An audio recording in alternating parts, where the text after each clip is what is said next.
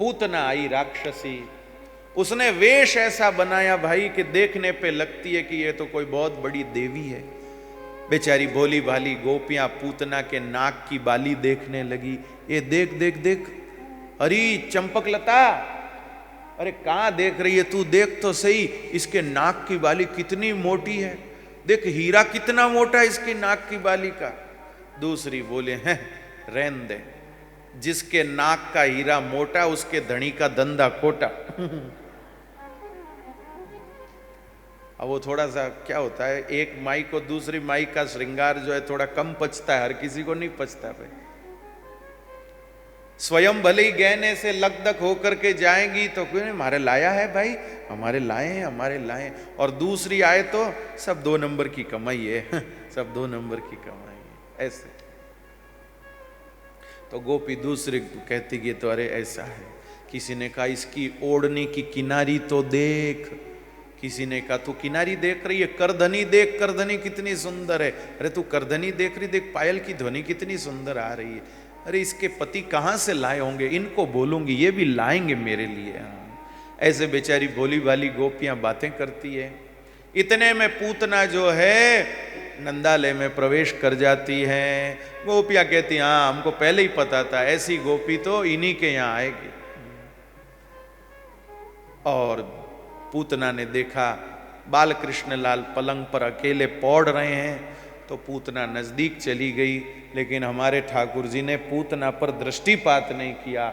चराचरात्मा निमीलिते क्षणः, श्री ठाकुर जी ने अपने नेत्र बंद कर दिए। आचार्यों ने ठाकुर जी ने अपने नेत्र बंद क्यों किए, इसके कई सारे भाव बताए।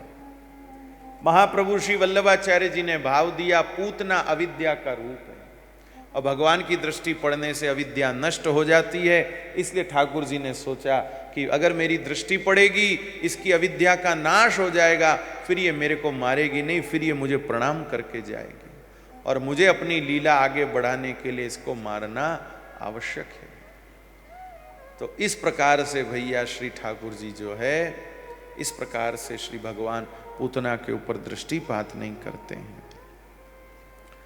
अब भैया पूतना के ऊपर दृष्टिपात नहीं किया ठाकुर जी ने।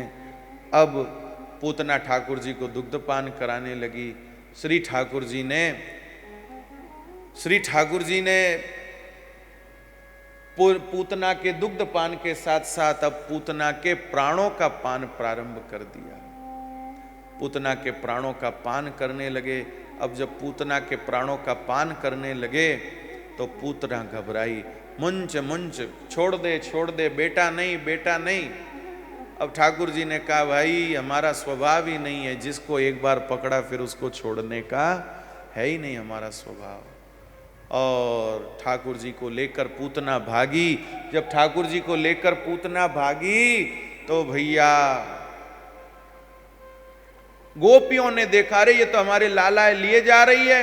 दौड़ी गोपियां पीछे, ठहर भूतनी कहां जाती है तू, हैं अभी पकड़ती हैं तुझे। और गोपियां इतनी तेज भागी भाई, पूतना तो डरने लगी। कई इन्होंने मार्ग में पकड़ के पीटना शुरू किया तो अपने तो वापस जाएंगी नहीं। गोपियों के बल से इतना डरती पूतना, बताओ। आओ भैया गोपियों के डर से पूतना भागने लगी तेज। पूतना ने सोचा चलो इसको छोरे को मार न सकी, कम से कम इसको ले जाकर मथुरा में कंस को तो दे दूं, कंस मेरा इनाम तो दे देगा। ठाकुर जी ने कहा इनाम के लिए उतनी दूर जाने की जरूरत नहीं है, इनाम हम ही दे देते हैं। और ठाकुर जी ने जोर का घूसा भैया उसके ऊपर मारा, धाम। और जैसे ही घूसा पड़ा,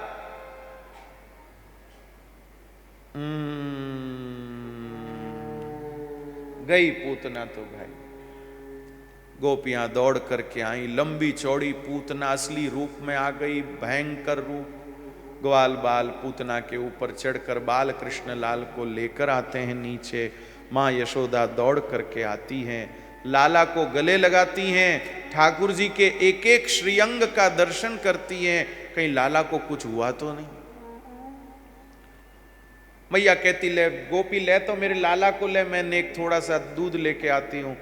गोपी कहती लो। ठाकुर जी को गोदी में लेने से मना कर दिया गोपी ने। भैया ने, क्यों रही, ऐसे तो पीछे पड़ी रहती थी, मोकू दे, और अब कह रही है दूर रख, क्यों? बोले मैया तेरे लाला ने उस मरी हुई पूतना को छू दिया, अपवित्र हो गया, पहले इसको नहला के पवित्र कर फिर मैं पकड़ू। नारद जी हंसने लगे, लो भाई कर लो, और आओ और बनो, लाला बनो, लो अब अपवित्र हो गए हो आप। अरे जिसके नाम से जगत पवित्र होता है वो अपवित्र हो गए। अब क्या करें पवित्र करने के लिए? बोले तीर्थ में स्नान कराओ। अब तीर्थ कहां से लाएं भाई? तो बोले गोमूत्र ही सबसे बड़ा तीर्थ है, उससे स्नान कराओ। तो गोमूत्रेण स्नापयित्वा पुनर्गोरज सार्भकम, ठाकुर जी को गोमूत्र से स्नान कराया गया और गौ माता की चरण रज ठाकुर जी के श्रीअंग पर लगाई गई और ठाकुर जी के 12 अंगों में गाय का गोबर लगाया गया, माथे पर लगाया, कंठ पर लगाया, हृदय के मध्य में लगाया, हाथों पर, कमर पर, पेट पर, ऐसे सब जगह लगाया गया। गौ माता की पूंछ घुमाकर ठाकुर जी की नजर उतारी गई। इस प्रकार भैया श्री ठाकुर जी का पवित्रीकरण हुआ, शुद्धिकरण हुआ।